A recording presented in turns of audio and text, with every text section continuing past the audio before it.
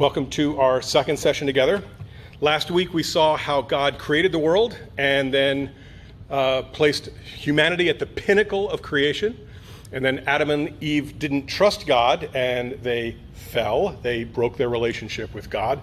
Then sin multiplied in the world, and it got so bad that God finally decided to start over with Noah and his family. But then once again, sin took over, and humanity rebelled again against God. And then tonight, God decides to start over again, yet again, but not this time with a flood, because he promised he wasn't going to do that again. So tonight, God calls out to one righteous man and asks, "Will you trust me?"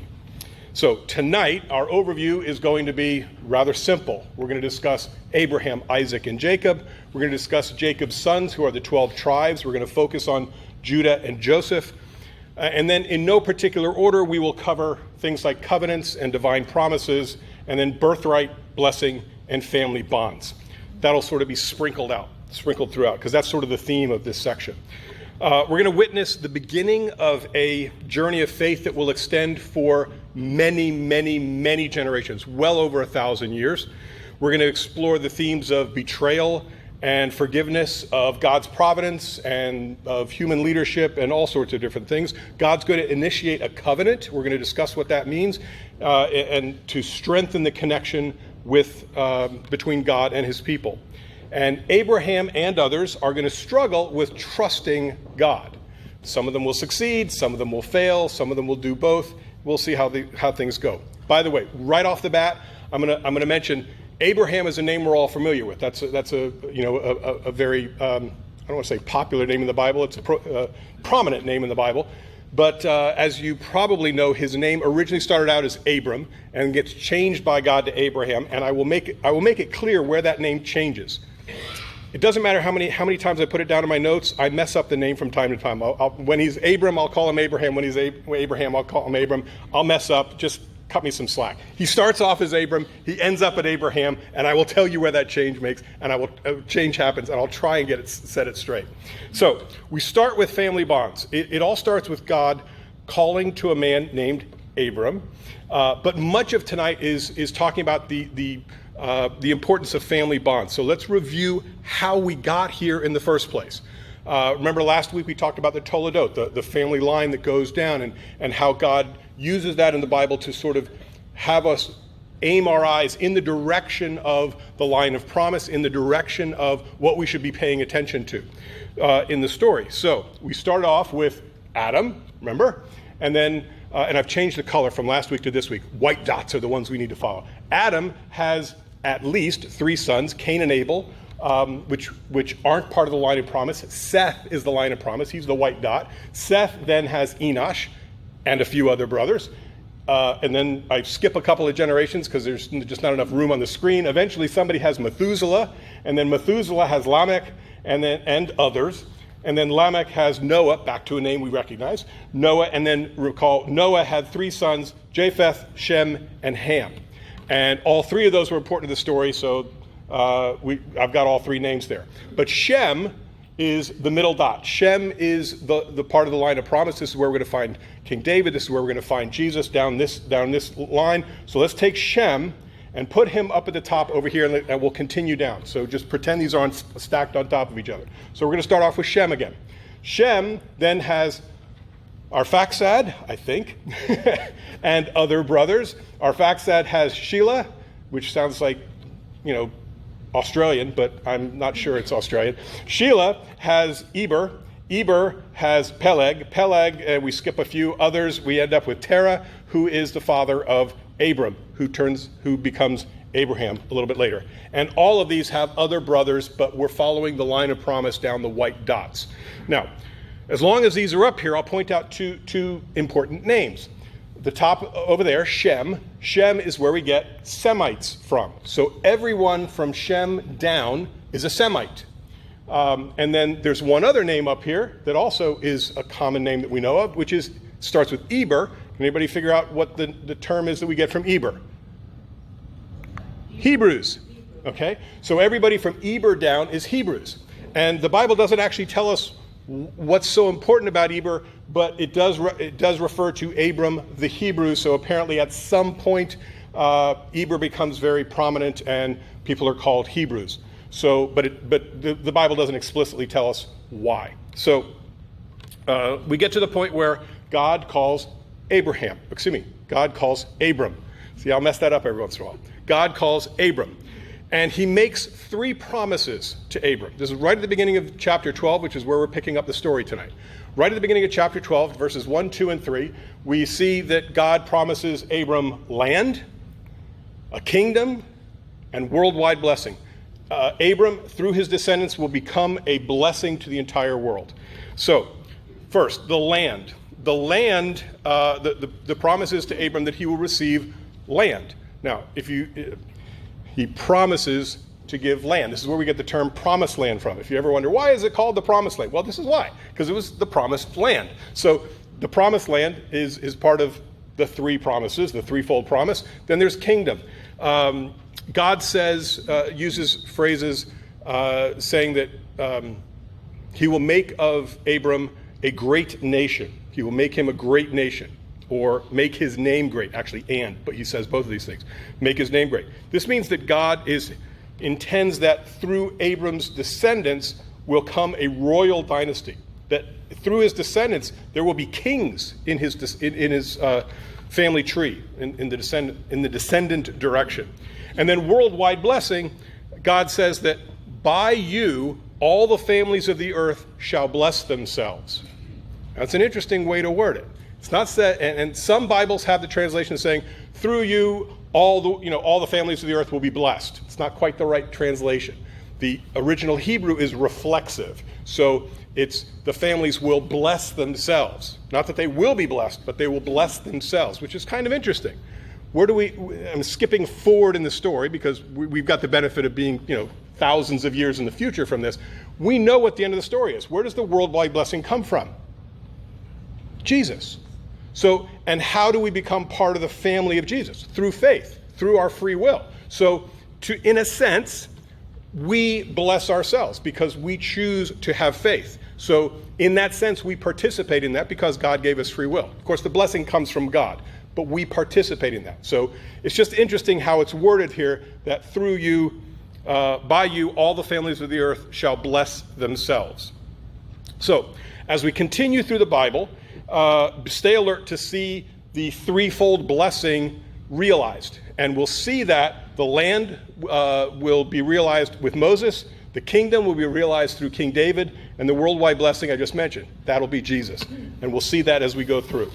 So, starting the journey, God calls Abram to trust him, mentions these 3 blessings, and says he wants him to go to the promised land, go to the land that I will show you. And Abram obeys. Partially. He also partially doesn't obey. Because God said, go from your country and your kindred and your father's house to the land that I will show you. Those 3 things. Go from your country, from your kindred, and from your father's house. But Abram saw a problem with that worldwide blessing and the kingdom part because he's saying, well, in order to, all the families of the world be blessed through my descendants, I need to have descendants. In order for there to be a kingdom somewhere in my descendants, I need to have descendants, and I don't have any descendants. At this point, Abram is 75 years old. His wife Sarai is 65 years old, and they don't have kids. So how's this going to happen? So what he does, even though God says, go from your country and your kindred, leave your family behind, and your father's house, even though he says, leave your family behind, he brings his nephew with him. Because, well, that's going to be about as close as I can get to a descendant. It's an insurance policy, so he brings Lot along. This is going to be the first time, but not the last time, that he's going to sort of second guess and try and fill in the gaps and not fully trust God. But he does a good job. It just he messes up from time to time. We can learn from that. So, by the way, when Abram receives the call, I don't know. Some of you are probably familiar with the fact that Abram comes from Ur of the Chaldees, right? You've heard that phrase. Anybody happen to know where that is? It's in like modern day Iraq somewhere. And so that would be a huge undertaking to go from Iraq all the way up into Syria and then down into the Promised Land. But he doesn't actually have to travel that far because he does come from Ur of the Chaldees, but his father, Terah, has already moved everybody up to the town of Haran, which is in modern-day southern Turkey on the border of Syria. The town is still called Haran. And so he's already basically made half the journey, if you want to call it that, when God calls. So he only has to make about the 400 or 500 mile journey south into the Promised Land, into Canaan. So he gathers up his wife, Sarai, his nephew, Lot, his servants, all his possessions, and they head south. When they get to the Promised Land, there's a famine in the land. So it's not so great to stay there.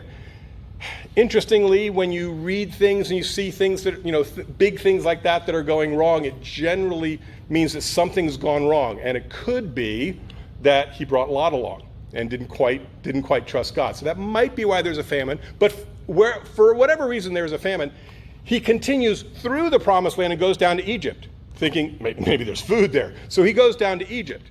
Now, interestingly, and I think this is a bit strange, when Abram gets to Egypt, he's worried that Sarai, his wife, is so beautiful that men will kill him in order to steal her.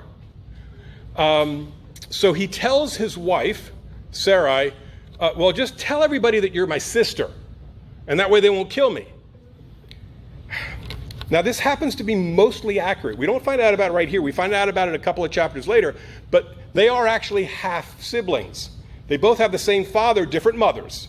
Okay, so it's a very close family relationship. We look at that and we go, oh my gosh, but times have changed. Everything used to be much closer, so that might have been not quite as taboo back then, but it certainly is now, so it rings a little strange in our ears. But so when he says, don't tell him you're my wife, tell him you're my sister, he's actually saying the truth, although it's a little odd. You think, no, I'll stand up for it. So that's the strange part of him saying this. The nice part, the fantastic part, I think, is that I just told you, Abram is 75, Sarai is 65, and Abram still thinks Sarai is hot. They're going to steal you from me. They're going to kill me to get you. I think that's endearing. I think that's wonderful. It's fantastic. So anyway, and it turns out Abram's right. The princes of Pharaoh's court see Sarai and are smitten with her, and she ends up moving into Pharaoh's household. So Abram was actually right. And then I guess as is the custom, the brother gets showered with gifts.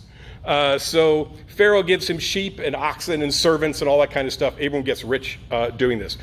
When Pharaoh finds out that she's his wife instead of his sister, because there's plagues happening in Pharaoh's court now, and somehow they figure out it's because this is Abram's wife instead of sister, Abram is called in. Pharaoh rages at him and says, why did you tell me this? I would never have brought her in. Anyway, he sends them off. He says, go, leave, get out of here. So they go and they end up going back up towards the land. But like I said, Abram's now rich. They've got lots and lots of animals now. So he's tending to herds. Lot is tending to herds. They've got herdsmen on both sides tending to these large herds as they move up into the Promised Land. And their herds are so large they can't like graze in one place. They got to separate the herds. And the herdsmen are from one section to another. They're fighting with each other.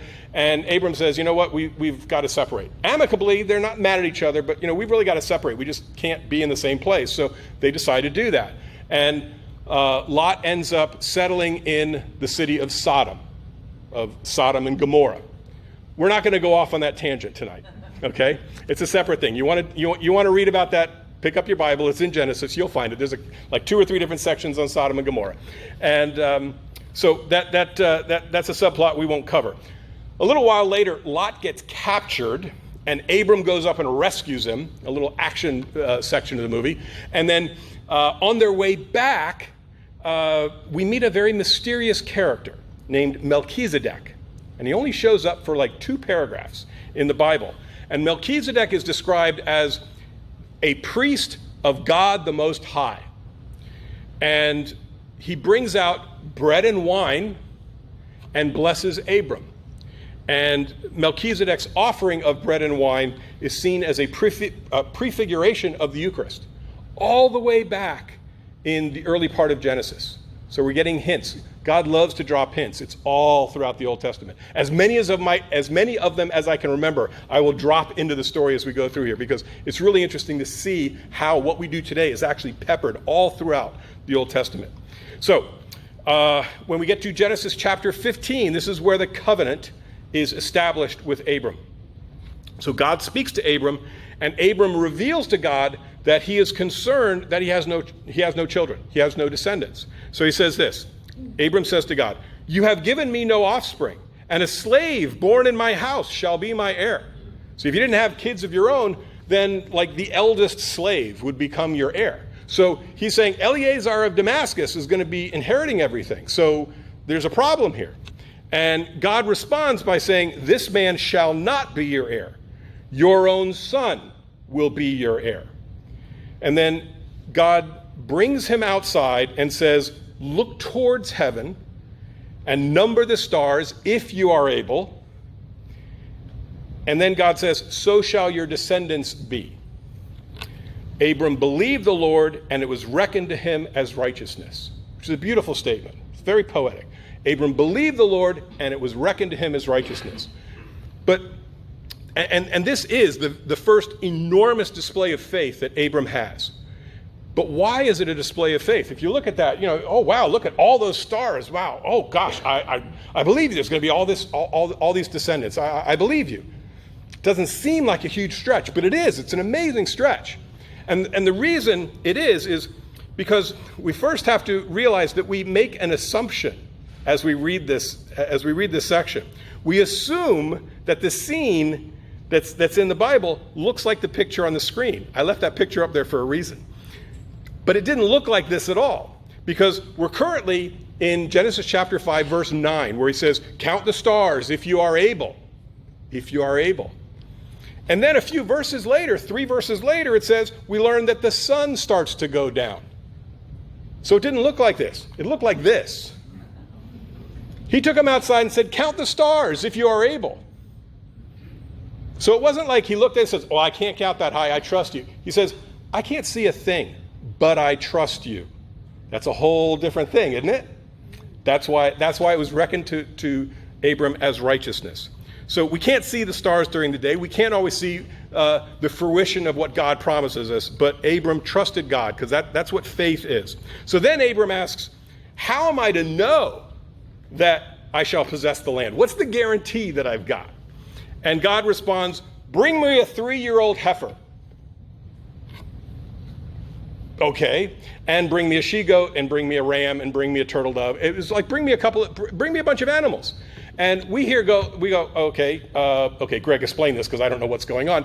But back then they'd know exactly what's happening. God is about to enter into a covenant with Abram, and these animals are important for this. Now, we're going to get back to that in a sec, but let me cover what a covenant is to make sure everybody understands what a covenant is, because they're so important. And this is the first official, out in the open, straight up covenant that's here.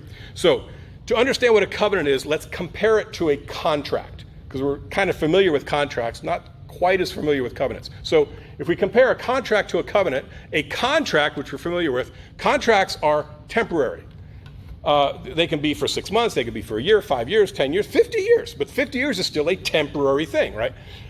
They basically set up an exchange of goods and services. So you give me this, I'll give you this. You do your part, I'll do my part. This is how it is. Maybe there's money that changes hands. Maybe there's sheep and goats. I don't know, whatever. But some sort of goods and services changes hands. And what it does is it sets up a business arrangement. That's what a contract does. A covenant is different. A covenant isn't temporary. It's permanent.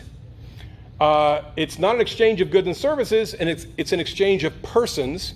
And it doesn't set up a business arrangement, it sets up a family bond. It creates a family bond. Covenants are how we create family. I'm going to be at a wedding tomorrow. They're going to enter into a covenant.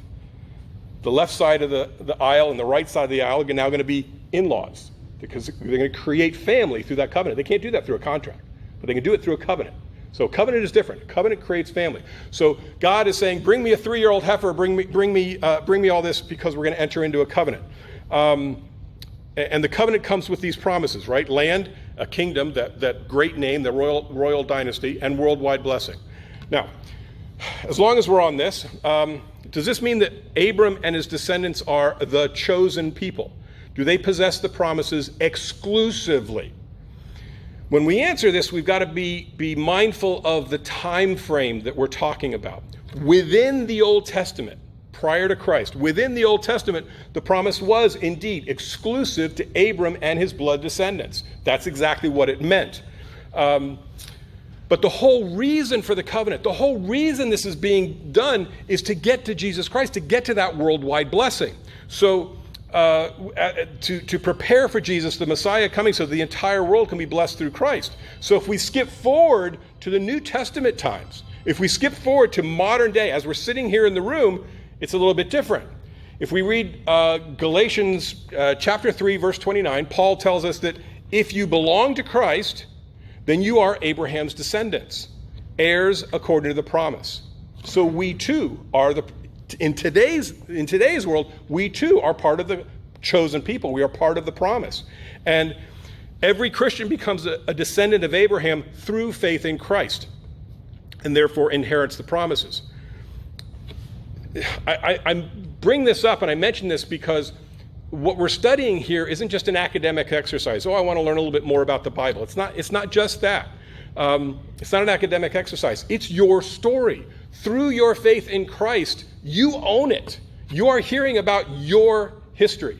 And it's important to know that because it puts you in a different mindset as we go through things. In modern times, anybody who belongs to Christ is part of the promises, the blessings, and the chosen people. It's the entire purpose of salvation history, worldwide blessing. That's what everything points to. In Old Testament times, the blessing, that exclusive, that intimate relationship with God was reserved and extended only to Abraham's descendants, but it's only through Jesus Christ that the worldwide blessing comes into play, that the entire world blesses themselves. So, I've got a trivia note down here. The word covenant and the word testament are somewhat synonymous. So the Old Testament, the Old Covenant, the New Testament, the New Covenant. When you're talking biblically, the word covenant and testament are very, very, very close together. I was approached, I gave this talk on Monday night at my home parish, and a contract lawyer came up to me afterward and says, a covenant isn't permanent. It expires basically when the thing that's being discussed sort of evaporates. But in this case, it doesn't, because God says these are everlasting. So they exist forever. But I trust that contract lawyer. I'm sure he knows what he's talking about. And I'm serious. But the things that he writes contracts for, the things that he writes covenants for, do evaporate. But the things that God's talking about are everlasting. I didn't mean to go off on that tangent. If you're listening, I know I just mentioned you on video. Anyway, so let's get back to the heifer and the she goat and the ram and all that kind of stuff. So. God says, bring me a 3-year-old heifer and a she-goat and a ram and all this other stuff. And so Abram does. And what he does is he splits them in two. He digs a trench and he lays one half of the animal on each side of the trench all the way through. So like you're walking through a trench through these animals. And this was the practice. When basically two families came together, the heads would walk through between the pieces of the animals, as if to say, if I should break this covenant, let this happen to me. That's how serious covenants are. So, and as we read in Genesis, God himself as a flaming pot sort of goes through the thing. So God actually enters into covenant with Abram. Now, Abram and Sarai are nervous because the promises require Abram to have an heir. And currently, as I mentioned, it's the eldest servant. So Sarai hatches a plan, again, not quite trusting God. And what she does is say, okay, Abram needs an heir. Abram needs a son. So what I'm going to do is I'm going to give him my maidservant. So Hagar, she gives her to Abram and says, go into her and have a son. And they do. They produce a son, Ishmael. And all is well and good. They think, okay, great, we've got an heir, we've got a son.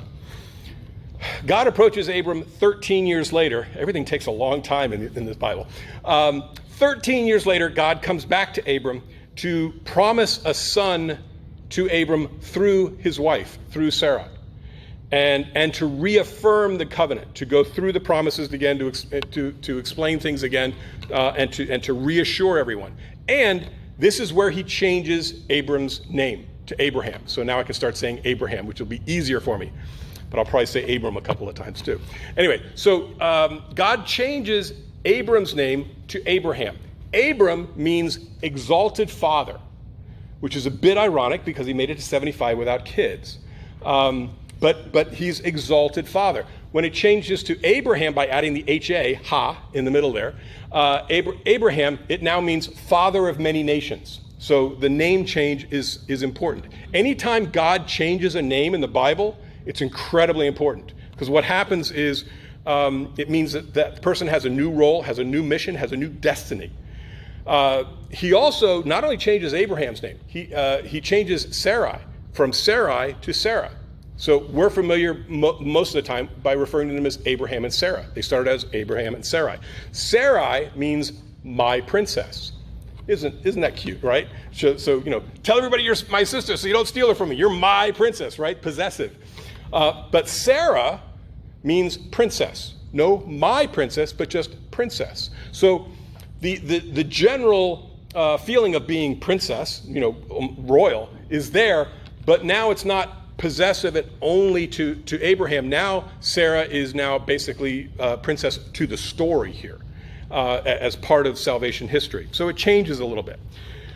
During this conversation, God also establishes circumcision as the sign of the covenant, and this is the outward sign of the covenant that identifies somebody as being part of the covenant. We hope it's not quite like an outward sign of the covenant because we don't want it to be outward, but you know what I mean. And this, of course, only affects male descendants. Now, this all happens 24 years after the original conversation between God and Abraham. He says, go down to the promised land. So at this point, Abraham is now 99 years old, and Sarai is 89 years old. And remember, they've just been promised you're going to have a son through Sarah now, right? So God reassures Abraham yet again, and he tells him that this time next year, Sarah will have a son. And Abraham laughs. He just cracks up. He says, falls on the ground laughing. But then God insists and says, Sarah, your wife, will bear you a son, and you shall call him Isaac. So he now demands that God has named the son, right? Abraham remembers this. A little while later, I think it's like a chapter later or something, different things are going on, and God comes back and again reaffirms this and reassures that Abraham will have a son through Sarah. Sarah overhears this, and Sarah laughs. Anyway, that's another whole conversation. They go back and forth. But then next year, guess what? Sarah has a son. So, and then as instructed, Abraham names the son Isaac, which means laughter.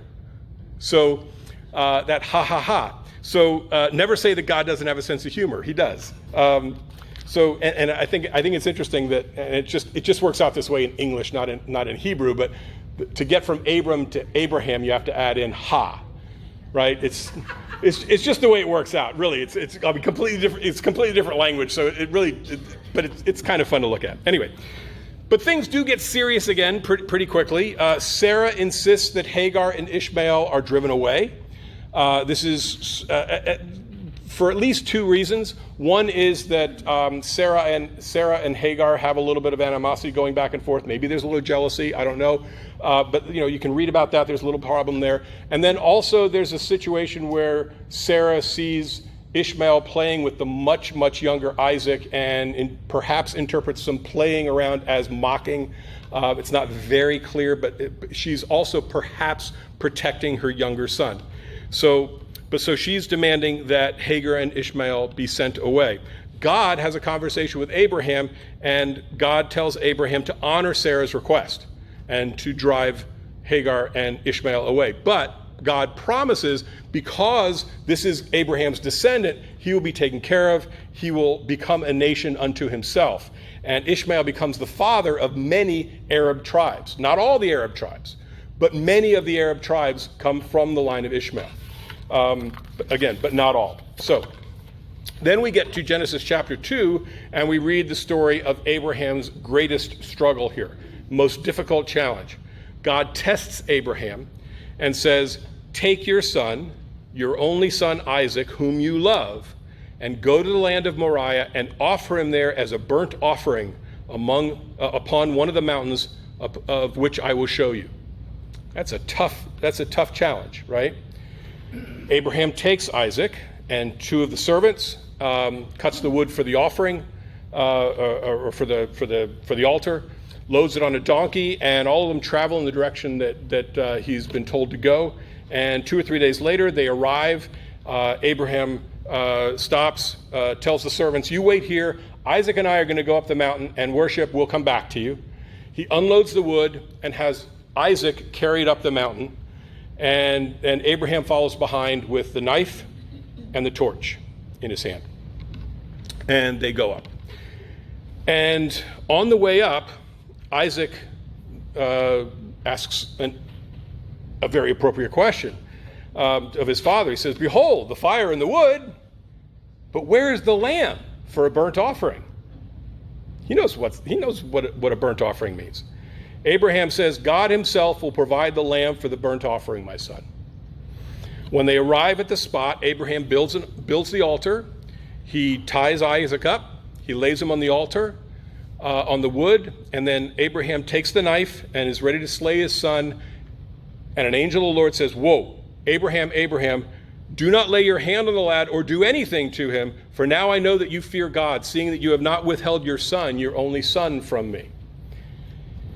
At that point, Abraham looks up. He notices that there's a ram caught in the brambles, caught by his horns are like stuck in the thorns over there. And so he gets the ram instead, brings it over, and now God has provided the ram, ram, it all rhymes. Brings it over, and that ends up being the burnt offering. The ram, which is the Lamb of God here, right?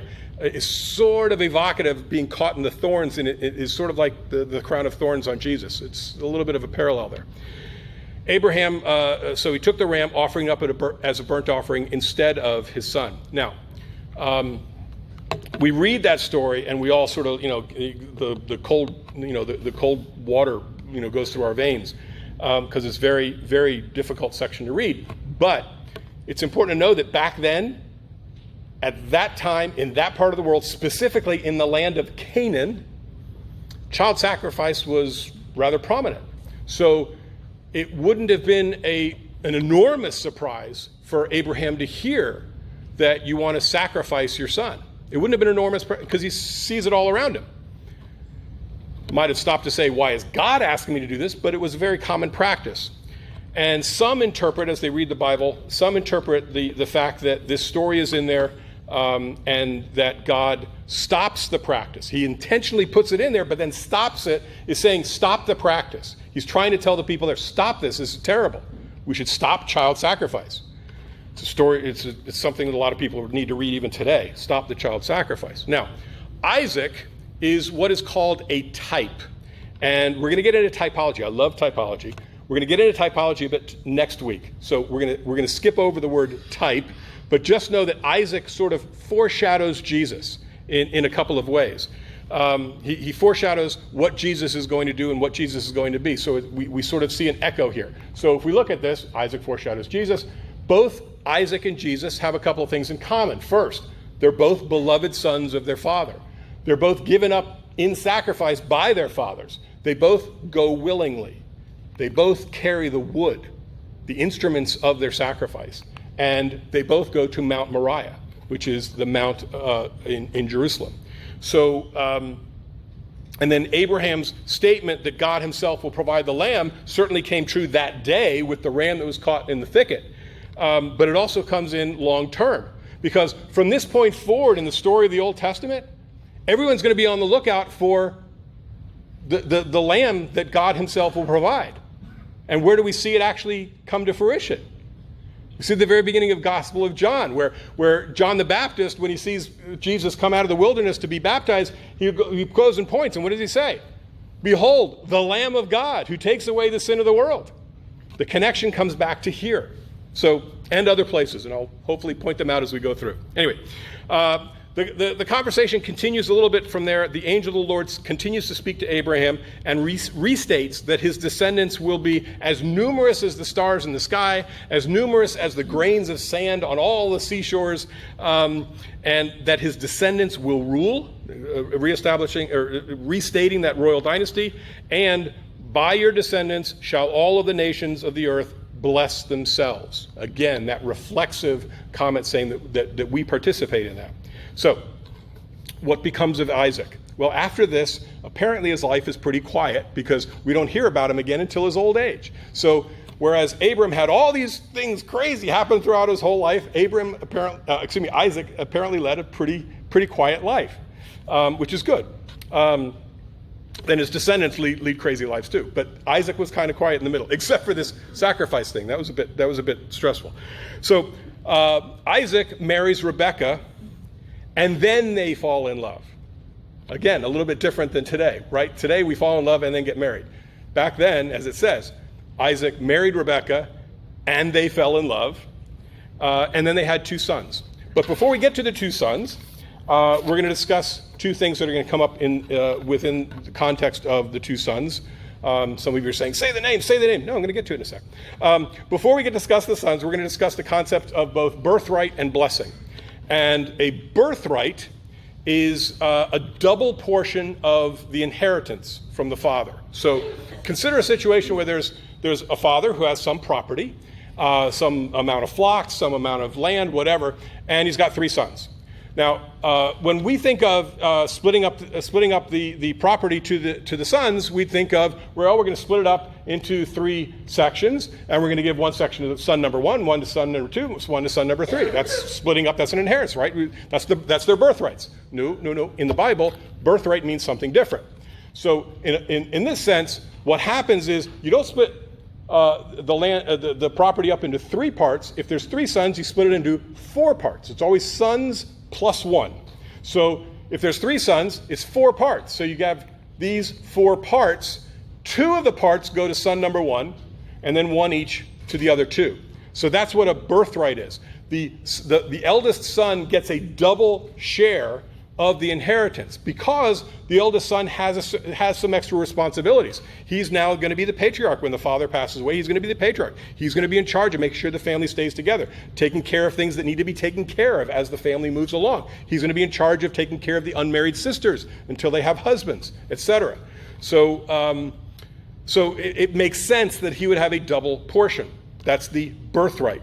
Now, the blessing is bestowed by the father on the eldest son, and that blessing, once it's done, is irrevocable. You can't take it back. Once you make the blessing, it's done. I mean, father gets one chance to get it right, and because of that, the father generally waits until he's on his deathbed. He says, "Okay, I know I've got 6 hours to go. Come in, and I'm going to give you the blessing." That's sort of what happens. Now we can talk about the 2 sons. What are the 2 sons' names? Jacob and Esau, right? Jacob and Esau. And so Isaac and Rebekah have 2 sons, Jacob and Esau. And Esau is born first, and they're twins. Esau is born first, and then a few seconds later, Jacob is born grasping at Esau's heel. So imagine, at the birth, here comes Esau, and the kid just keeps coming because there's another kid attached. It's sort of you're coming out sort of connected. But Jacob is grasping at the heel, which is why he gets the name Jacob in the first place. Again, all these names mean something. Jacob means usurper, grasper, deceiver. Could mean any of those kinds of things. And it starts out literally at the moment of birth by grasping at Esau's heel. Now, there's 2 very interesting stories about these 2, and they involve birthright and blessing, which is why we just covered birthright and blessing. So the first one is let me set the stage here first. Isaac's favorite is Esau. Esau's the big, strong guy. He's kind of he's got reddish hair, and he's very hairy, and he likes hunting game and doing that kind of stuff. He's a rough and tumble kind of guy. Esau, by the way, means red. So they assume he's like reddish hair and all that kind of stuff. So he's the big, strong guy. Then Jacob is less so. He's got smooth arms and less, less rough and gruff, compared to Esau. And he's Rebekah's favorite. So Isaac likes Esau, and Rebekah likes Jacob. It's just the favorites. Anyway, so at one point, Esau comes in, probably from a day of hunting. I can't remember. He comes in, and he's been out all day, and he's starving. And he comes in the door, and he smells this lentil stew that's cooking, that Jacob is cooking. The lentil stew happens to be red stew. It mentions it in the Bible. It's red, keeps coming up, red, Esau, etc. So this red stew, and he smells it. He goes, "Oh, please, give me some of that. I'm starving." And Jacob says, "I'll sell it to you for your birthright." And Esau says, "You know what? My birthright's not going to mean anything to me. I'm about to die from hunger. So, okay." And he accepts. Esau willingly sells his birthright for a bowl of stew. Now, is Jacob wrong there? Or is Esau wrong there? There's a third option. Are they both wrong there? Right? So we learn something from the story. So that's the story of the birthright. So Jacob kind of stole the birthright, but Esau also voluntarily accepted and gave up the birthright. So it's hard to say which one it is, but it's kind of a combination of both. Jacob really should have given his whatever. That's his thing. Anyway, red is red meaning Esau, and red being the lentil stew. Red is also in Hebrew turns into Edom, which is where we get Edomites. So the Edomites come from the line of Esau, and it has to do with red and all that kind of stuff. Now, later on, we get to the end of Isaac's life. The Bible says that his eyes are dim, which is a way to say that he's blind at this point. He can't see. And he's realizing that he's about on his deathbed. He says, "I'm about to go." He calls in Esau and says, "Listen, I'm about to go. I want to give you the blessing. But before I do that, go out and catch me some game. You're so great at that. Come in, make me my favorite meal, and we'll come in and I'll give you the blessing." So Esau goes out and goes to start hunting game. Rebekah overhears this. Who's Rebekah's favorite? Jacob. So she hatches a plan. She says, "Okay, Jacob, we got a little time because Esau's out hunting. You go get something from the barn, basically, or whatever the equivalent is. You go get something like tied up outside. You bring it in. I'll start making the meal so we can get ahead of Esau, and you're going to go in and get the blessing instead because Isaac's blind." But Esau's like hairy. And Jacob is smooth, and he's going to have to disguise his voice. But they take animal skins and wrap it around his forearms in case Isaac says, "Are you really Esau?" Which he actually does. You're like, "Hello, Father." He brings in the meal. "Hello, Father." It's like, "Are you really Esau?" I said, "Come over here." And feels the animal skin, and he's satisfied. That's Esau, and he gives him the blessing. So Jacob steals the blessing. But remember, it's irrevocable. It can't be taken back. So the blessing does go down to Jacob. It's valid. Esau comes in a little while later with the game and finds out that Jacob's stolen the blessing, and he's furious, obviously. And then for a little while after that, Rebekah can overhear him muttering around the house saying, "As soon as Dad dies, I'm going to kill that kid." So as soon as Isaac dies, she knows that Jacob's going to get it. So Rebekah tells Jacob, "Go, flee up to the land. Flee back up to," what was the city up north? Haran. Right. So Haran, flee back up to Haran. You've still got family up there. Stay with Uncle Laban and go up there. So, and anytime you flee the land, anytime you exile out of the land, it's a bad thing, and this is a bad thing. So Jacob now flees up to Haran and stays with Laban. Now, as I tell you this story, does stealing the blessing and the birthright bother you when you hear about this? Yeah, I mean it should, right? We're several thousand years past this time, so we've hopefully gotten better at morality. So it sort of bothers us at our core that we read about this. Shouldn't Jacob suffer some sort of punishment? Shouldn't God sort of rebuke him in some way? Well, this does happen, but God doesn't talk to him about it. He shows him. Sometimes you can't tell them, you have to show them. And that extends down to today as well. Laban has 2 daughters. The older is Leah, and the younger is Rachel. Jacob falls for the younger one. Jacob falls for Rachel, falls head over heels. And he works out a deal with Laban that he will work for Laban for 7 years to earn the hand of Rachel. And Laban says, sure, why not? 7 years of labor for my daughter? Sure, why not? Okay, so that's what he does. And then, oh wait, I have been skipping all this. So Esau sells his birthright. Jacob steals Esau's blessing. Jacob flees. Jacob works 7 years for Rachel. Are we up to the thing?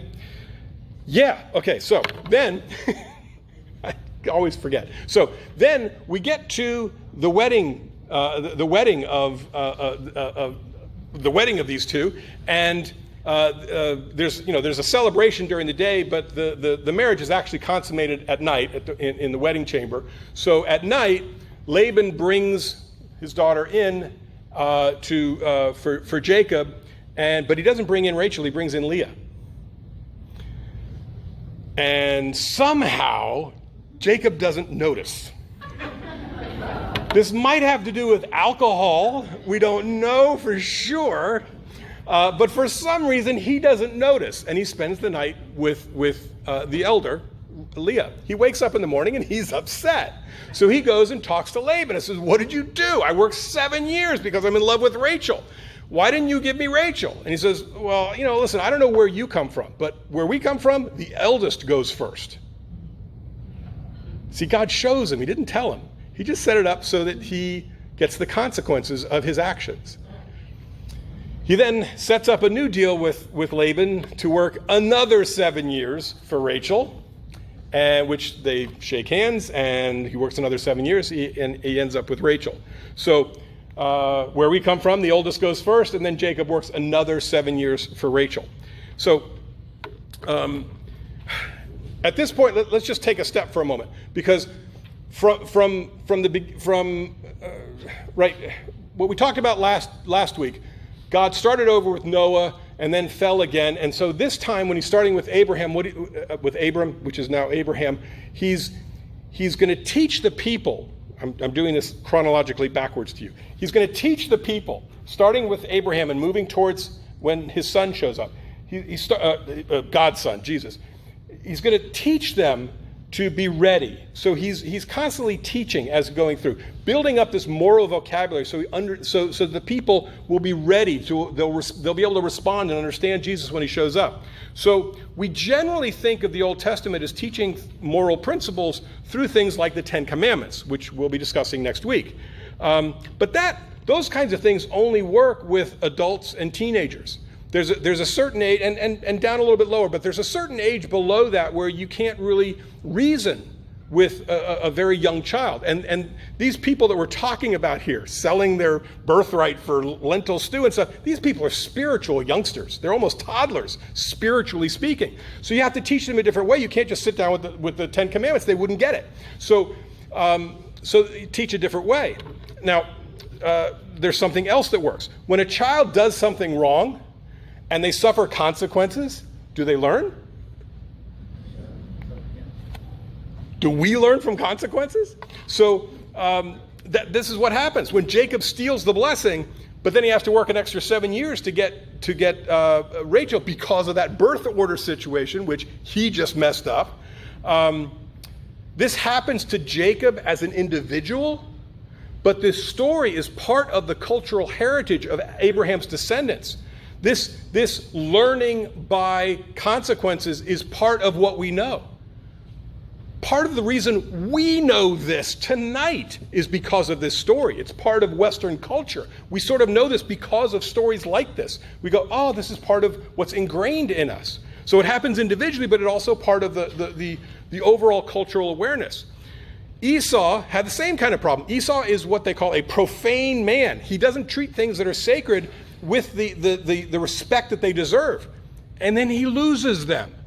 He didn't treat his birthright with respect, and he sold it for a bowl of soup. which, in the moment when you're starving, you might be willing to do, but when you read about it later, when it's passed down from father to son through the stories that are told about your cultural heritage, you realize, because you're not starving at the moment, that's something that's not smart to do. We learn from his consequences. It's part of why we know our morality now is because of stories like this. So it happened to Esau individually, but it's also part of the cultural heritage of the people, which then gets passed down through Western civilization to us. Both of these are examples that are on the way to learning everything necessary to understand Jesus when he shows up. So all of this is important. Now, we get on to Jacob and his 12 sons. So, Jacob's 12 sons. First, Leah, the older sister. I knew there was a word for it. The older sister. Leah has 4 sons: Reuben, Simeon, Levi, and Judah. Now, Rachel is probably going, I'm not bearing any sons. There's a little bit of a problem here. I just read those 4 names in a few seconds, but imagine this is taking years, and Rachel is kind of frustrated, and she's his beloved, so she hatches a plan, very similar to what Sarah did. She decides that, if I can't bear him a son on my own, I'm going to give Jacob my handmaiden. I'm going to give him my maidservant and let him go into her. And that's Bilhah. And so she gives Bilhah to Jacob, and through Bilhah they have Dan and Naphtali. Not Rachel's sons, but because it's Rachel's handmaiden, she sort of has a partial ownership, if you want to call it that. I don't know exactly how it all worked back there, but that was sort of on Rachel's side. And then Leah gets into the act and sends Leah's maidservant in, which is Zilpah, and Zilpah has Gad and Asher. This is crazy, isn't it? And then, as Rachel still hasn't had any sons. And then Leah has 2 more sons, Issachar and Zebulun. It was all sort of in chronological order on the way down. And then finally, Rachel has Joseph and Benjamin. And while they're still up in the land with Laban, only Joseph is born. Benjamin is born later. But these are the 12, and I just wanted to put them on one screen. But Benjamin comes a little bit later. So finally, they have Joseph. So finally, there is, and this is Jacob's favorite, because this is the favored son, because Rachel is his beloved. So Jacob at this point wants to come back to the land. Again, Benjamin's not born yet. Jacob wants to come back to the land, but he doesn't want to go home empty-handed, so he ends up coming up with a plan to outwit Laban, and he ends up with a big flock of his own. Long story, but it's a little tricky, and he comes up with a way to end up having a whole big flock, technically correctly on his own, but technically he earned them, but it was a little tricky. So he ends up going down south now with a large herd of animals. On the way down, Jacob is approached by a man, quote unquote, but it is described in the Bible as the Lord. So the Lord, so God took the form of a man, and they end up wrestling, and at some point saying, like, let me, the Lord is saying, let me go, and Jacob refuses to let go until he gets a blessing. He says, I won't let you go until you give me a blessing. Now that sounds like a guilty conscience, doesn't it? Sounds like he doesn't truly believe that he deserved the first blessing he got. So he wants a blessing from this man that he's wrestling with. So eventually, yes, he gets the blessing. He's also touched on his hip, so his hip goes out. And his name is changed. Whenever God changes a name, it means something. So God changes Jacob's name to Israel. And Israel means strives with God or wrestles with God. And this signifies a transformation in Jacob. So this is what happens at this point. Jacob has a transformation. And on the way back into the land, he ends up running into Esau and all of his men that are with him. There's like hundreds of men with him. So Jacob's in big trouble. But he buys him off because he's got a lot of animals. He gives a whole bunch of animals, says, here, I'm going to make up for it. And Esau says, fine. Hey, he sold his birthright for a bowl of soup. He makes up, he reconciles for a whole bunch of lambs or whatever it was he was given. I can't remember. Anyway, so that's that. So now we get into the story of Jacob's sons. And we're going to focus on Joseph and Judah. These are the two we're going to focus on. But all of them will play a role. But those are the two names that we're going to focus on. Joseph, as I mentioned, is Jacob's favorite because he's the firstborn of his true love, Rachel. His father Jacob has given him a multicolored coat, which all the sons are jealous of. The other brothers are jealous of. But I don't know if it's the coat that they're upset with or the fact that Joseph keeps coming up with these dreams.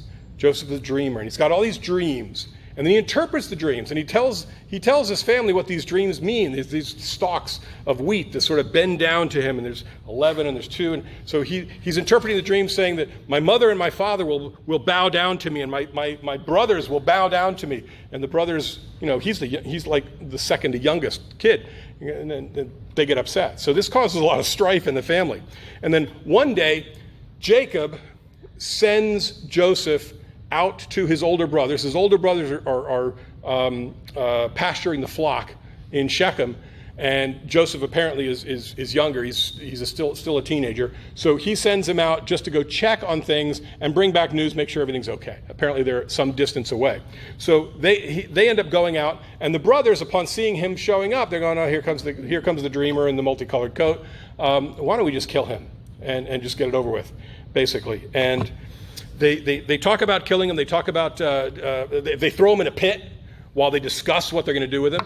And they say, how are we going to explain this to Dad? Well, we're going to take his coat, we're going to rip it up into like pieces, or, rip it up a little bit, put some blood on it, and say a wild animal got him. Oh, Dad, we're so sorry we couldn't save him. But at least we'll be done with this guy. And while this is happening, a caravan passes by close enough to them that they see it, and the caravan is on its way south. And Judah has the bright idea, well, let's not kill him or leave him in this pit. Let's sell him. Let's make some money. So sell him to the caravan. They'll take him away. So that's what they do. They sell their brother into slavery. And they also tear up the coat, put the blood on it, and tell Jacob that Joseph is now dead. So Joseph is sold into slavery. He ends up down in Egypt, and he's working for someone named Potiphar, who works with the Pharaoh. And so Joseph is like in charge of the household, and Potiphar's wife takes a liking to Joseph and keeps trying to seduce Joseph. And Joseph keeps saying, no, I won't do that to my God. I won't do that. So he's trying to stay holy.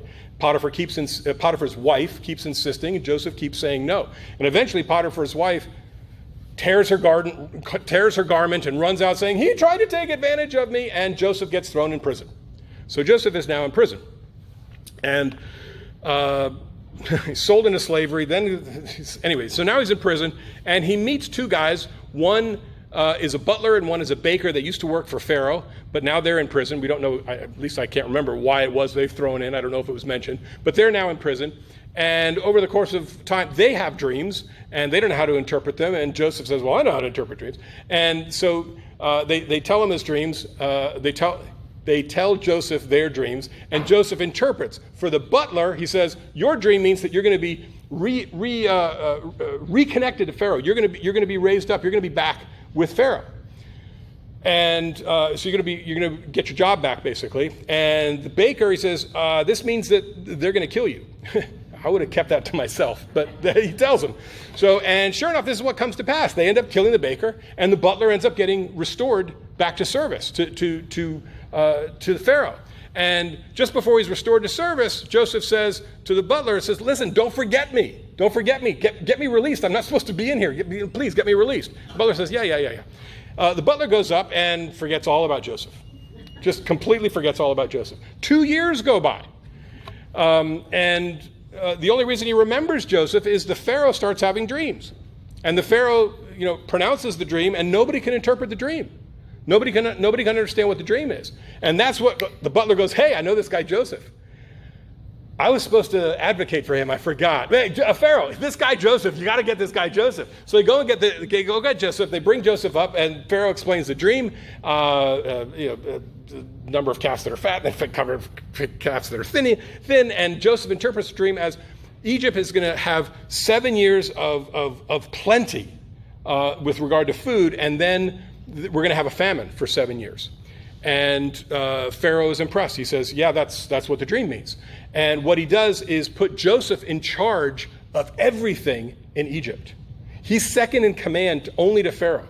He is like the prime minister of Egypt because he interpreted the dream. And so Joseph comes up with a plan to head off this coming famine by, he's put in charge of Egypt. He's now called what's called the Al-Habayit. And we're going to come back to that term later. It means over the household. He's now over the household of all of Egypt, the Al-Habayit. Just remember that one. We'll come back to it later. Not tonight. Come back to it later. Anyway, so Joseph comes up with a plan to head off the coming famine. He stores up grain, and his efforts save the Egyptian people. He ends up being a savior to the Egyptian people. The famine spreads now up to Canaan, up to where Jacob and his family is. And now they're threatened. They don't have food. So Jacob sends the brothers down to Egypt to buy grain. And in order to buy grain, they end up having to meet with Joseph. But they don't recognize Joseph because Joseph looks different. Years have gone by. You know, when he was in the land, he probably had, you know, the full beard and all that kind of stuff. He was a little bit younger. Now he's in Egypt. He's probably clean shaven. He probably wears one of those little ponytails that are off to the side or whatever the heck they do in Egypt. I'm not quite sure. You know, he's got the cloaks and all this other kind of stuff. Maybe he talks with a different accent. I don't know what it was, but they don't recognize him. But he, of course, recognizes his brothers. But he doesn't let on that he knows. And Joseph wants to know basically two things. He wants to know how his father is. And he wants to know how his younger brother is. He wants to know how Benjamin is. He wants to know if they've been treating him, because they didn't bring Benjamin. He wants to know if they're treating Benjamin right, because they sold him into slavery, right? So he hatches a plan.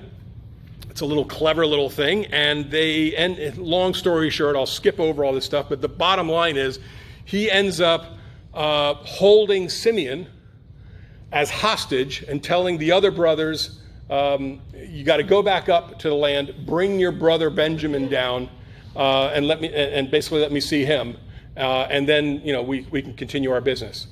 And so they go back up to the land, and they tell Jacob this is what's going on. Jacob doesn't want to do this because Benjamin's the only son left he's got from Rachel. He doesn't want to lose Benjamin also. So he's like, I don't want to send him down. Egypt's a bad part of town. I don't want you to send him. Anyway, Reuben says, if I don't bring him back alive, you can slay my two sons. I'll vouch, basically.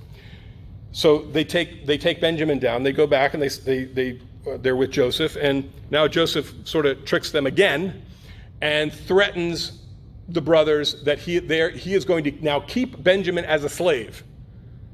They can have the grain, but he's going to keep Benjamin as a slave.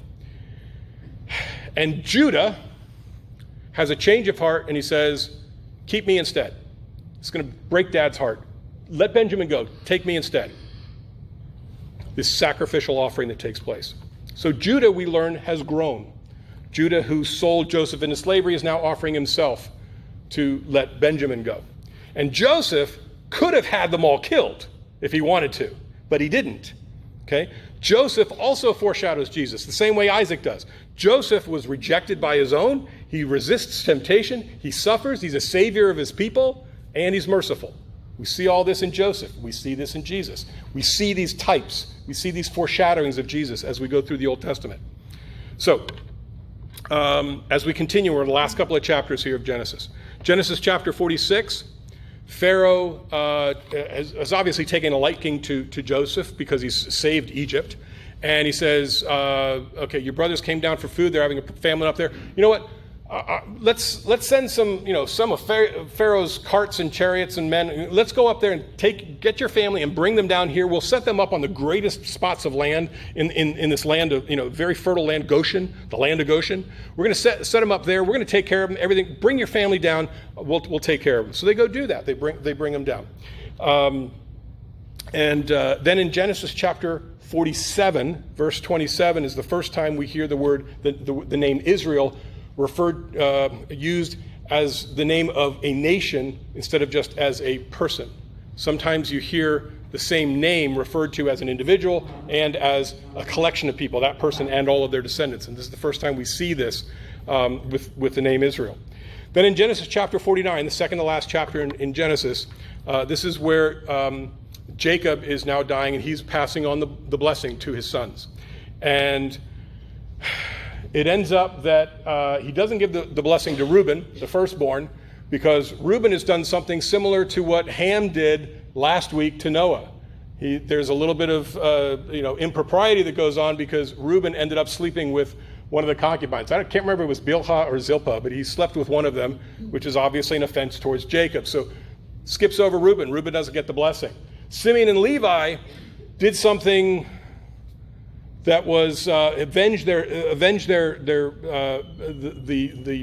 honor of their sister, but did it in a very brutal way. So Jacob also skips over them because they are too violent. If you want to read about that, that's in chapter 34. So he skipped over Reuben, Simeon, and Levi. He ends up giving the blessing to Judah. So that's the white dot that we're going to follow down. Through the line of Judah is where we're going to see King David. We're going to see Jesus show up in that line. So we're going to follow Judah on the way down. Now, as we get to the end of Genesis, once Jacob dies, remember what happened when Rebekah overheard Esau mumbling, saying, as soon as the dad dies, I'm going to kill the son, right? I'm going to kill my brother. These brothers are also concerned about that. Jacob's about to die. Once Jacob dies, the brothers are now concerned that Joseph is now going to be free to kill them, right? They're thinking Joseph is held off because of Jacob, but now Jacob's dead. So Joseph's brothers start, saying, "Hey, show some mercy. It was, whatever." They start pleading and they start begging for forgiveness. And Joseph basically says, "Hey, listen, everything's okay." And says one of the most beautiful lines in all of Genesis when he says, "You meant to do evil, but God meant it for good." Just in the last couple of lines of the chapter 50, the last chapter of Genesis. When we face challenges in our own life, do we face it looking at it like this? Do we look for the good in those things that happen to us in life? Or do we not even try? Joseph looked at it. I'm sure he suffered a lot. Slave, thrown in prison, all of that stuff. But he saw in the end that it was actually all for good. And he said that. Now, to be clear, our faith does not teach us that every bad thing for us ends up being a good. We're not taught that. That's not part of our faith. But many times, if we look for the good that comes out of things that are bad, we can see God's handiwork in that. It's really hard to see the good sometimes. But God can use anything for a good purpose. Look at the cross of Christ. That was pretty bad. And he blesses the entire world through it. So the question is, do we trust God? This is the question we're going to see over and over and over again in the Old Testament. Next week, as we begin next week, hundreds of years have gone by. Jacob's family, or Israel's family, the present Pharaoh, hundreds of years from now, doesn't know Joseph, has no special place in his heart for these people. They've now become slaves. They're now just part of the economy. And he has no regard for the Israelites. They're now slaves in Egypt, and there are millions of them. Eventually, they're going to be set free in the Exodus, which is what we're going to cover next week. Thanks for listening. God bless you. God bless our country, and God bless the church all throughout the world.